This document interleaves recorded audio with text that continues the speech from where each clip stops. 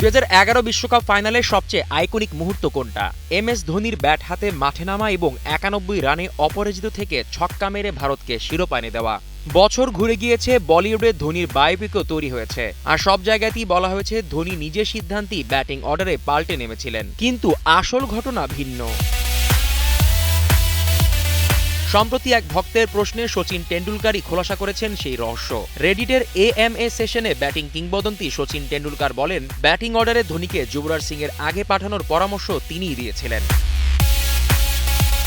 সচিনের ব্যাখ্যা ছিল স্পষ্ট। এক, বাঁহাতি ডানহাতি কম্বিনেশনটা শ্রীলঙ্কার অফ স্পিনারদের জন্য বড় সমস্যা তৈরি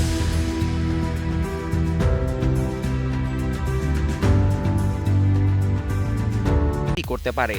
2, ধোনি আগে 3 বছর চেন্নাই সুপার কিংসে মুরালীধরনের সঙ্গে খেলেছেন, নেট অনুশীলনে তার বল সামলেছেন, ফলে ফাইনালে মুরালীকে খেলতে ধোনির বাড়তি সুবিধা হওয়ারই কথা।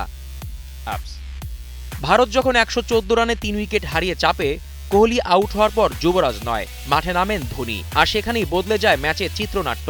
গম্ভীরের সঙ্গে গড়ে তোলেন 109 রানের জুটি। এরপর নিজের ব্যাটে ইতিহাস গড়ে দেন।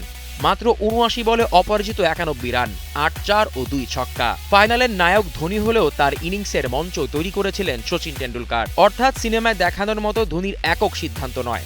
2011 বিশ্বকাপ ফাইনালের ট্যাকটিক্যাল মাস্টার স্ট্রোক আসলে সচিন টেন্ডুলকারের মাথা থেকেই এসেছিল। জিসান আহমেদ, কালের কণ্ঠ।